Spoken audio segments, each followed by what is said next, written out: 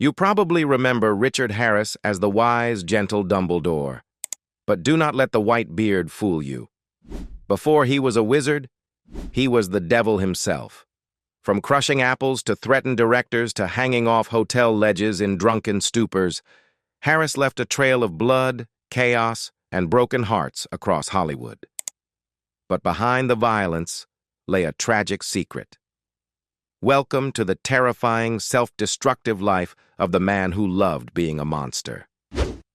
To understand the rage that terrified legends like Marlon Brando, we have to peel back the layers of mythology Harris built around himself.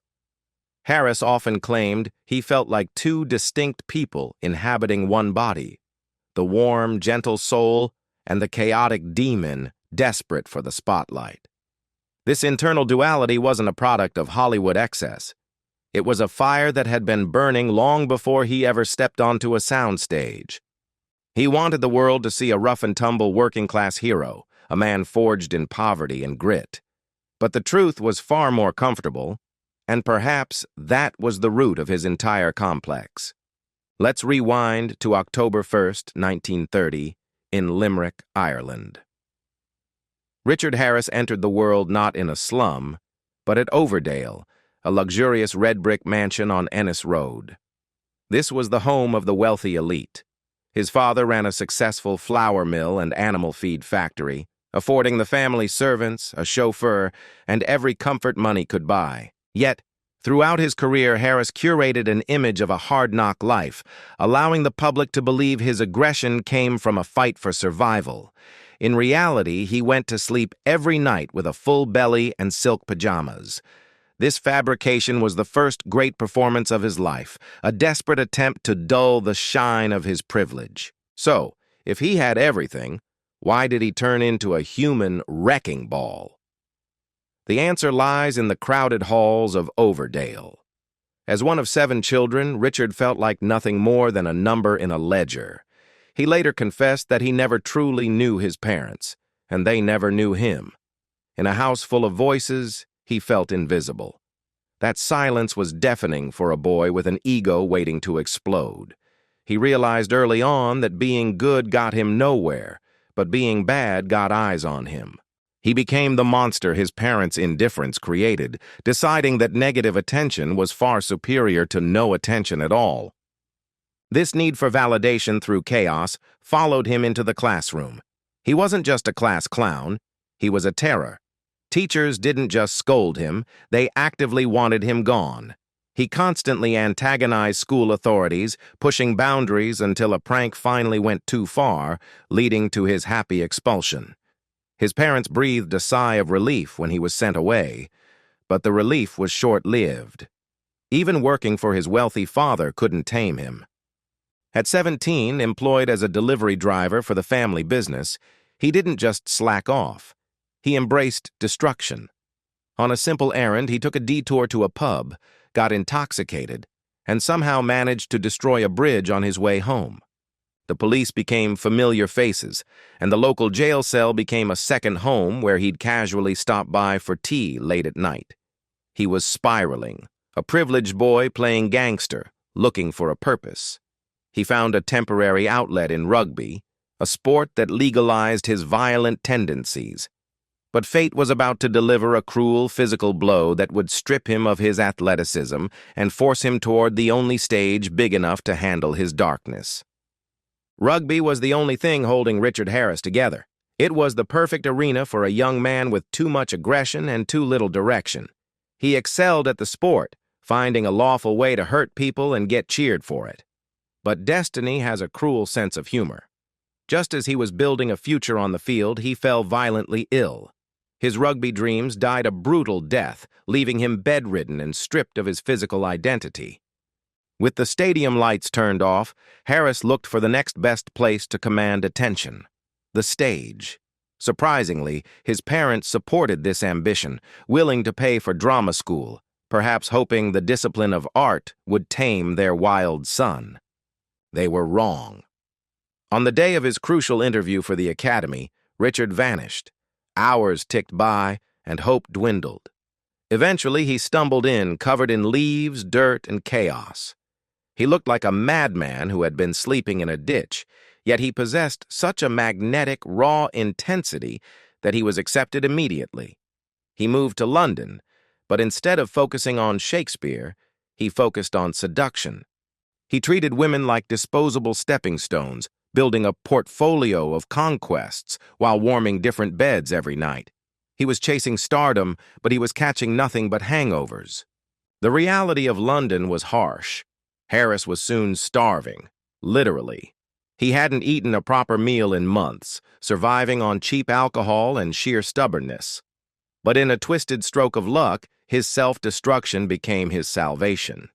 During a drinking session, he overheard a producer from Joan Littlewood's famous theater workshop complaining that they needed a 50-year-old man for a specific role. Harris, though young, grabbed the phone and screamed that he looked 50. And he wasn't lying. Days of starvation and booze had aged him prematurely. He looked wrecked enough to get the part. He had his foot in the door, but he was about to drag a whirlwind of toxicity right into his personal life. With his career finally gaining traction, Harris did something completely against his nature. He settled down. He married Elizabeth Reese Williams, a woman who would soon find herself living in a war zone rather than a home. If Harris was difficult with directors, he was a nightmare to his wife. The man who charmed audiences would come home drunk, transforming into a vicious bully. His friends, fellow hard drinkers who thought they had seen it all, were often horrified by the sheer cruelty he displayed toward Elizabeth. He didn't just use words, he used furniture. During one particularly heated argument about his spiraling alcoholism, Harris didn't just storm out. He picked up a wardrobe and threw it at her. It was a violent display of dominance from a man who felt the need to lay down the law in the most prehistoric way possible. Yet Elizabeth stayed. She possessed a saint-like patience, perhaps hoping the man she loved would eventually defeat the monster inside him.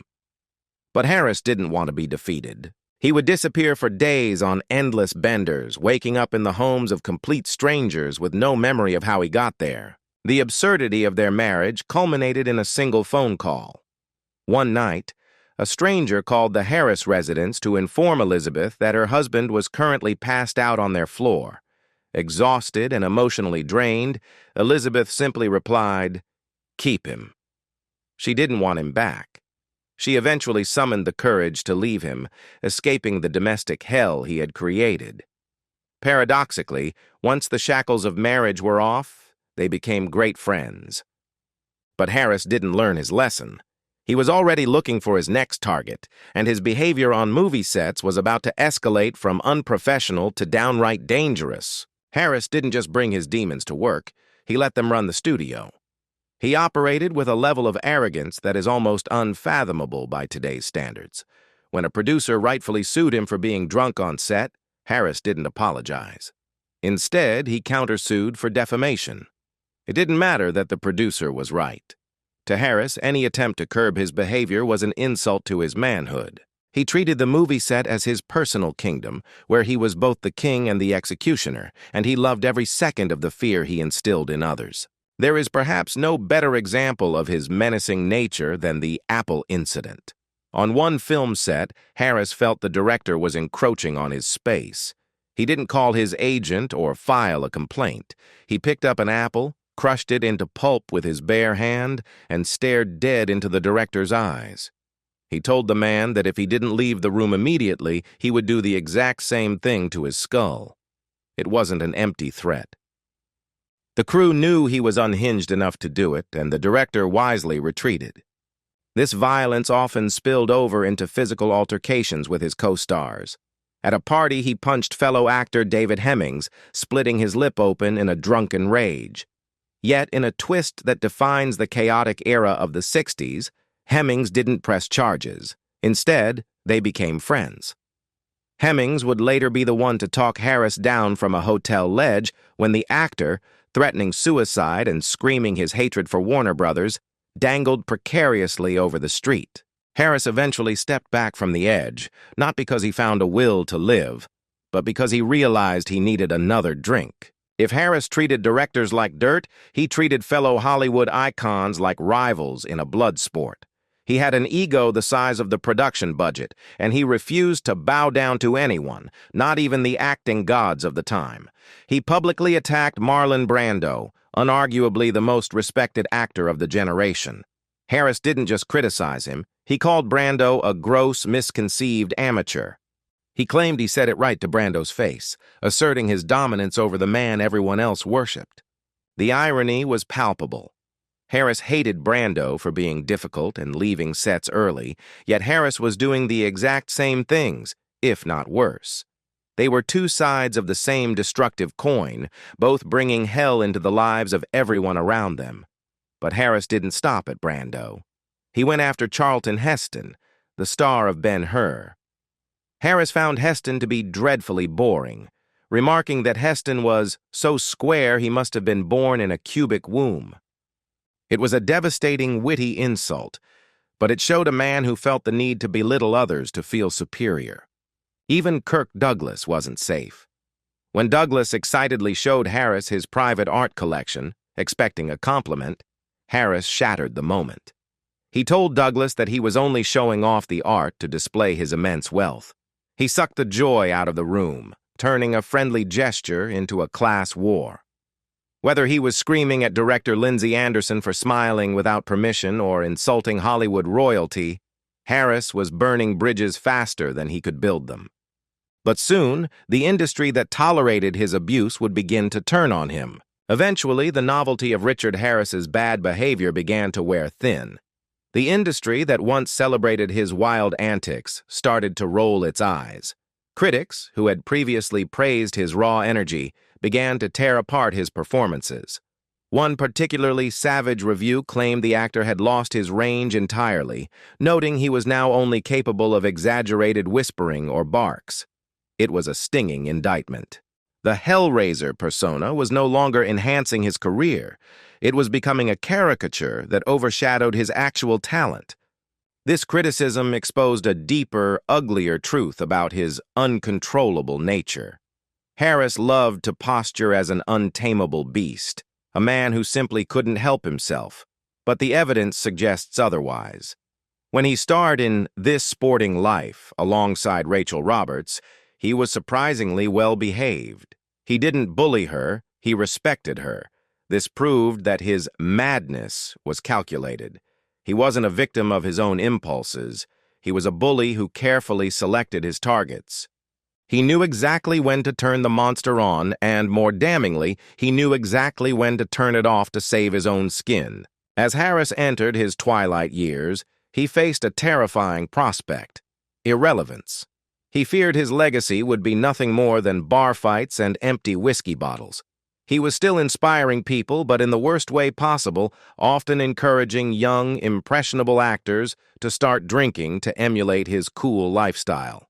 But life handed him one final lifeline, a chance to reinvent himself for a generation that didn't know or care about his dark past.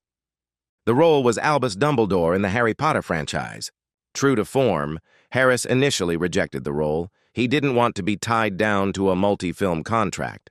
It took a threat from his own blood to change his mind. His granddaughter called him and issued an ultimatum. If he didn't play Dumbledore, she would never speak to him again. For the first time, the man who ignored his own children's needs listened. He took the job, walked away with a massive paycheck, and unexpectedly found joy. The cast loved him. Instead of terrorizing the set, he held court at the pub, regaling his young co-stars with wild stories until 4 a.m. The devil had finally found a way to be a grandfather. Despite the late career resurgence as the beloved wizard, the ghosts of Harris's past were never far behind. Before he donned the robes of Hogwarts, he had attempted to find stability with a second wife, Anne Turkle. Unfortunately for Anne, she married the legend when the party was ending, and the lifelong hangover was setting in. The alcohol had moved from being a recreational pastime to the central pillar of his existence. His behavior became erratic and unpredictable. Calm one day, a raging tyrant the next.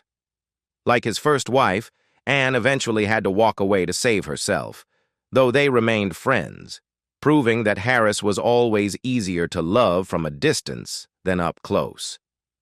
As the years rolled on, the indestructible Hellraiser began to crumble. The years of abuse he had inflicted on his body finally presented the bill. He began suffering from terrifying blackouts, losing chunks of time to the void. He had moved into the Savoy Hotel, his favorite sanctuary, living like a king in exile. But he was living in denial. When he started feeling weak, he brushed it off, refusing to believe that the party was over. The reality was far grimmer than a hangover. He had lymphatic cancer, but by the time it was discovered, it was too late. The man who had once threatened to smash directors' skulls and dangled from hotel ledges was now reduced to a frail shadow. When his family found him at the Savoy, he was too weak to even walk. The sheer force of will that had powered his chaotic life had finally run out of fuel. He was mortal after all. Richard Harris took his final bow at the age of 72, leaving behind a legacy as complex as the man himself. In his final moments, the bravado faded, replaced by the crushing weight of regret. He admitted that his greatest failure wasn't a box office bomb, but his unavailability to his children. He had spent a lifetime chasing the applause of strangers, desperate to fill the void left by his parents, only to realize he had created that same void for his own family. He wasn't just a victim of the Hollywood machine. He was a willing participant in his own destruction. The industry gave him the stage, but he chose to play the villain. He was a man of two faces, the sensitive artist capable of great warmth, and the insecure bully who needed to burn the world down to feel important. In the end, he got exactly what he wanted. We are still talking about him, but the cost was everything that truly mattered. What do you think? Was Richard Harris a misunderstood genius fighting his demons, or was he just a bully who got a free pass because of his fame? Let us know your thoughts in the comments below. If you enjoyed this deep dive into the dark side of Hollywood's golden age, please hit that like button and subscribe to the channel. We have plenty more secrets to uncover. More secrets to uncover. More secrets to uncover.